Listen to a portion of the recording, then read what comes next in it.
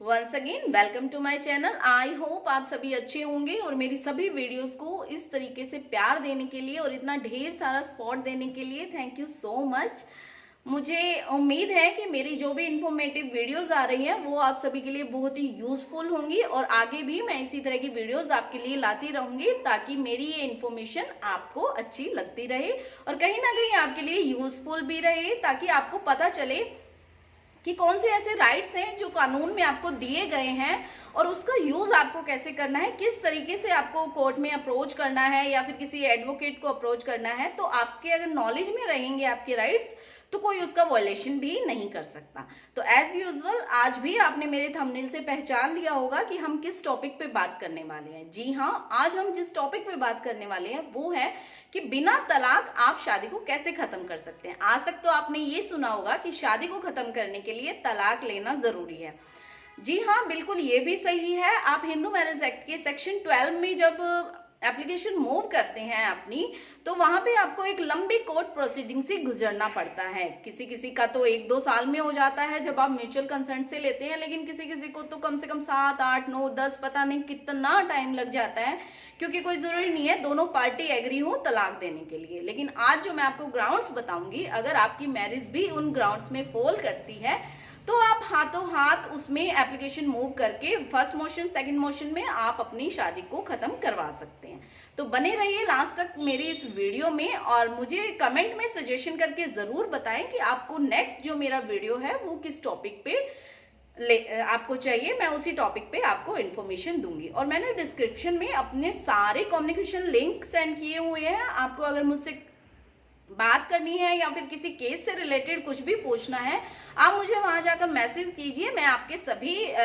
Messages का reply करूंगी और मैं अपनी तरफ से पूरी कोशिश करूंगी कि आपको पूरा सॉल्यूशन दिया जाए। तो चलिए आज की वीडियो स्टार्ट करते हैं। जैसा कि मैंने आपको बताया कि बिना तलाक के हम शादी को कैसे खत्म कर सकते हैं। अब आपके माइंड में आता होगा, अरे ये क्या है। जी हाँ, बिल्कुल, और ये कानून में दिया गया है, ये मैं अपनी तरफ से नहीं बोल रही हूँ, क्योंकि जो भी कुछ मैं बताती हूँ वो पूरा एज लॉ में प्रोवाइडेड है। तो आज का भी जो ग्राउंड्स मैं बताऊंगी एक एक वो पूरे हिंदू मैरिज एक्ट में दिए हुए हैं। अगर आप उनमें फॉल करते हैं तो आप भी अपनी मैरिज को वॉइडेबल डिक्लेयर करवा सकते हैं। अब अगर आपको पता है तो बहुत अच्छी बात है, लेकिन आपको नहीं पता है तो हिंदू मैरिज एक्ट का सेक्शन 12 ये कहता है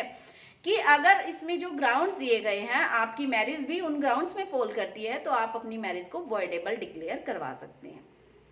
एक तो होता है कि शादी पहले से ही खत्म हो जाती है, शादी हुई, जैसे हम सेकंड मैरिज करते हैं हमारे इंडिया में, तो वो वैलिड ही नहीं है, वो शादी ही जीरो है। एक होता है कि हम तलाक लेके शादी को खत्म करवा देते हैं। एक होता है कि दोनों पार्टीज के पास राइट होता है, अगर उनके साथ गलत हुआ है तो वो कोर्ट में जाके अपनी मैरिज को वॉइडेबल डिक्लेयर करवा सकते हैं, जिसमें उनको तलाक वाली प्रोसीडिंग से गुजरने की जरूरत नहीं है। उनको कोर्ट में अपनी एप्लीकेशन मूव करनी है, 2 या 3 डेट्स पे उनको फिर उनकी शादी को वॉइडेबल डिक्लेयर करवा दिया जाता है। अब मैं आपको वो ग्राउंड्स बताऊंगी जिन ग्राउंड्स के बेस पे आप अपनी शादी को वॉइडेबल डिक्लेयर करवा सकते हैं। देखिए, सबसे फर्स्ट ग्राउंड है इम्पोर्टेंसी। अब आप सोचेंगे कि इम्पोर्टेंसी क्या होता है, तो रुकिए मैं इसके बारे में आपको डिटेल्स में बताऊंगी। सेकंड है कंसर्न विद फोर्स और फ्रॉड, मतलब कि आपकी कंसर्न तो थी लेकिन वो फोर्स और फ्रॉड में थी। थर्ड है कि प्रेगनेंसी, अगर आप lady at the time of marriage pregnant थी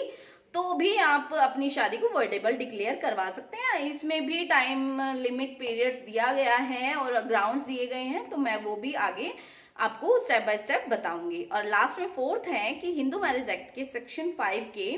सेकंड में जो ग्राउंड्स दिए गए हैं उनका अगर वॉलेशन होता है, उन ग्राउंड्स का अगर कंट्रोवर्शन होता है तो भी आप अपनी शादी को अवॉइडेबल डिक्लेयर करवा सकते हैं। तो चलिए फिर से वापस आते हैं इम्पोर्टेंसी के ऊपर। अब इम्पोर्टेंसी का मतलब होता है, देखिए इम्पोर्टेंसी फर्स्ट ऑफ ऑल तो आपको ये जानना जरूरी है कि इम्पोर्टेंसी है क्या। इम्पोर्टेंसी है कि दोनों पार्टनर में से अगर कोई भी एक partner act of sexual intercourse perform नहीं कर सकता है, बिल्कुल भी परफॉर्म नहीं कर रहा है, तो उसको इम्पोर्टेंसी बोल सकते हैं। इम्पोर्टेंसी 2 टाइप्स की बताई गई है, एक फिजिकल इम्पोर्टेंसी और एक साइकोलॉजिकल। फिजिकल दैट मीन्स आप फिजिकली फिट ही नहीं है सेक्सुअली इंटरकोर्स करने के लिए, तो ये फिजिकल है। साइकोलॉजिकल मतलब कि आप एक्ट करने के लिए तो फिट है, लेकिन आपके माइंड में इतना डर बैठा हुआ है उस एक्ट को परफॉर्म करने के लिए, या फिर जब एक्ट को परफॉर्म करते हैं तो आपको अटैक्स आते हैं या समथिंग एल्स, मतलब कि साइकोलॉजिकल आप फिट नहीं है उस एक्ट को परफॉर्म करने के लिए। तो यहाँ पे इम्पोर्टेंसी को मेन ग्राउंड माना गया है, आप अपनी शादी को वॉइडेबल डिक्लेयर करवा सकते हैं।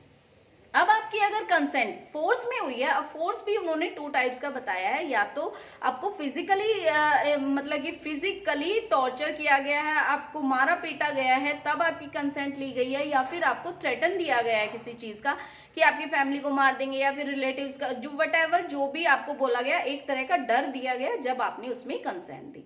अब इसी में सेकंड चीज आती है कि फ्रॉड। फ्रॉड क्या होता है? देखिए, फ्रॉड आपको किस तरीके से आपके साथ फ्रॉड किया गया वो डिपेंड करता है। आजकल जो एक सबसे बड़ा फ्रॉड चला हुआ है, देखिए मैट्रिमोनियल साइट्स पे आप लोग रिश्ते ढूंढते हैं, वहां पे आप किसी के बायोडाटा आप अपना भेजते हैं, दूसरे अपना भेजते हैं, तो वहां जस्ट हम उस बायोडाटा के ऊपर बिलीव करके हम रिश्ता कर लेते हैं, लेकिन शादी के बाद पता चलता है कि जो चीज बायोडाटा में दी गई थी वो एक्चुअल में थी नहीं। ना तो उनका लाइफस्टाइल ऐसा था, ना उनका स्टेटस ऐसा था, ना उनकी सैलरी थी, ना उनकी एजुकेशन थी, तो ये भी काइंड ऑफ फ्रॉड है। उसके बाद आपको पता ही नहीं है कि बंदे का स्टेटस क्या है, उसके ऊपर क्रिमिनल चार्जेस हैं, पहले थे, या फिर उसको कोई इम्प्रिजमेंट भी हुई है, या फिर आप जिस बंदे के साथ शादी करने जा रहे हैं उसका फैमिली बैकग्राउंड कैसा है, फैमिली में कौन कौन है कौन नहीं है, सब कुछ आपसे छुपाया गया, तो ये काइंड ऑफ फ्रॉड है। अब इस फ्रॉड के ऊपर तो सुप्रीम कोर्ट की मेन लीडिंग जजमेंट गाइडलाइंस भी है, और लीडिंग जजमेंट जो बहुत पुराना लैंडमार्क जजमेंट है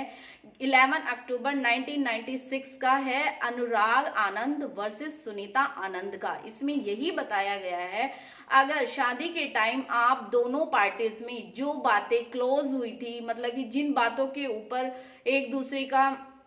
सहमति हुई थी, और उसके बाद जाने के बाद आपको पता चलता है कि ऐसा कुछ भी नहीं था, उन्होंने बताया कुछ और है कुछ, तो इस जजमेंट में इस चीज को ग्राउंड माना गया है कि आप शादी को वॉइडेबल डिक्लेयर करवा सकते हैं। अब आपको ये जानना जरूरी है कि प्रेगनेंसी अगर lady at the time of marriage pregnant है किसी और पर्सन से, पिटिशनर से नहीं है, दैट मीन्स जिससे शादी हुई है उसके थ्रू उसके साथ सेक्सुअल इंटरकोर्स हुआ ही नहीं अभी, लेकिन आपको पता चलता है कि लेडी प्रेग्नेंट है, तो भी आप वहां पे शादी को वॉइडेबल डिक्लेयर करवा सकते हैं। अब यहाँ पे इन चीजों को लेकर टाइम पीरियड दिया गया है, जैसे इंपोर्टेंसी को लेकर, फोर्स को लेकर, फ्रॉड को लेकर और प्रेगनेंसी को लेकर। अगर आपको with in 1 year, that means जब आपको नॉलेज में आता है फैक्ट, जैसे आपको नॉलेज में आया फैक्ट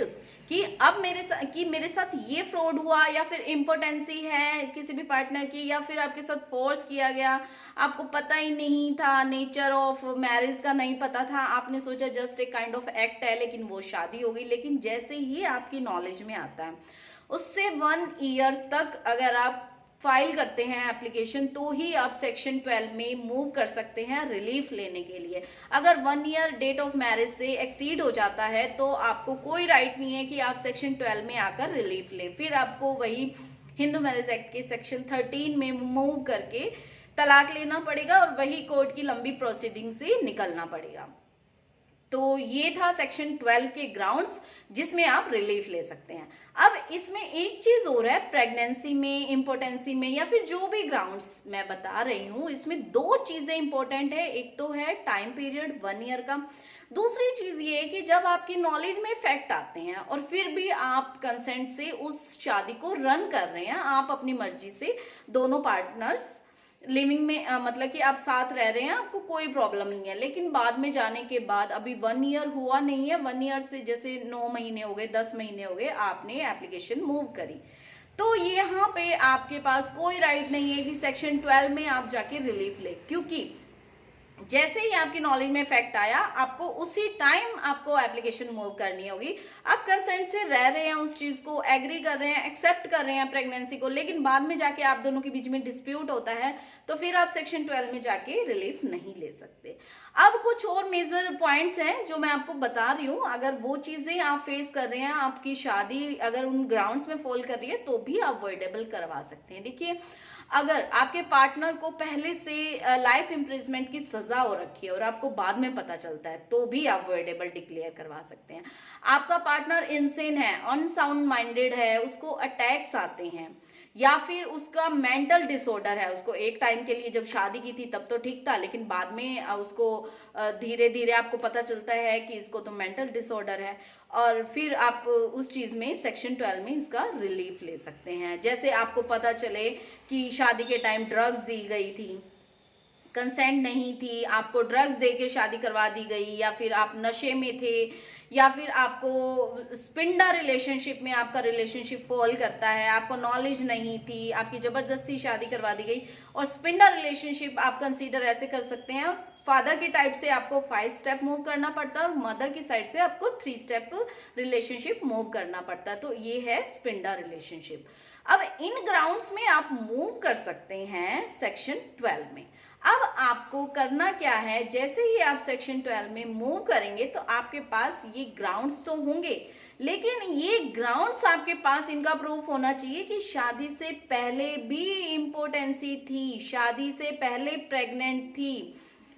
कि शादी से पहले मेंटल डिसऑर्डर था, शादी से पहले भी इसका जो अटैक्स आते थे, ये चीज पहले होनी चाहिए। अगर शादी के बाद कुछ टाइम बाद इम्पोर्टेंसी होती है, शादी के कुछ टाइम बाद वो मेंटल डिसऑर्डर को फेस करते हैं, अटैक्स आते हैं, तो वो चीज फिर सेक्शन 12 में फॉल नहीं करेगी, क्योंकि एक बार अगर शादी हुई है उस टाइम अगर वो दोनों पार्टीज अच्छी कंडीशंस में हैं और बाद में इन फ्यूचर उनको कुछ हो जाता है विद इन 1 ईयर, तो फिर आप सेक्शन 12 का रिलीफ नहीं ले सकते, फिर आप सेक्शन 13 में ही डाइवोर्स फाइल कर सकते हैं। और उसमें भी ये चीज है कि इन फ्यूचर अगर आप हो जाते हैं तो आप अपने पार्टनर को छोड़ने के लिए डिवोर्स फाइल नहीं कर सकते, क्योंकि इन फ्यूचर तो आपके साथ भी कुछ हो सकता है, आपके पार्टनर के साथ भी कुछ हो सकता है,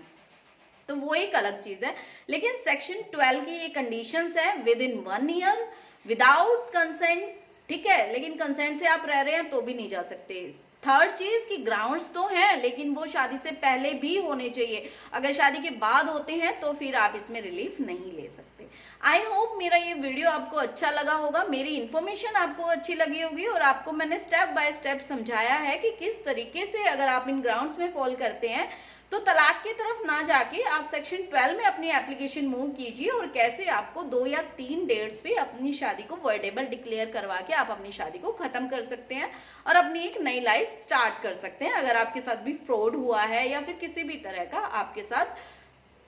धोखा हुआ है, आप उस चीज से निकल सकते हैं। तो मेरी वीडियो अच्छी लगी हो तो लाइक करें, शेयर करें और सब्सक्राइब करना ना भूलें, और मैं इसी तरीके से आपके लिए बहुत सारा लीगल कंटेंट लाती रहूंगी ताकि आपको आपके राइट्स का पता चलता रहे। Thank you so much.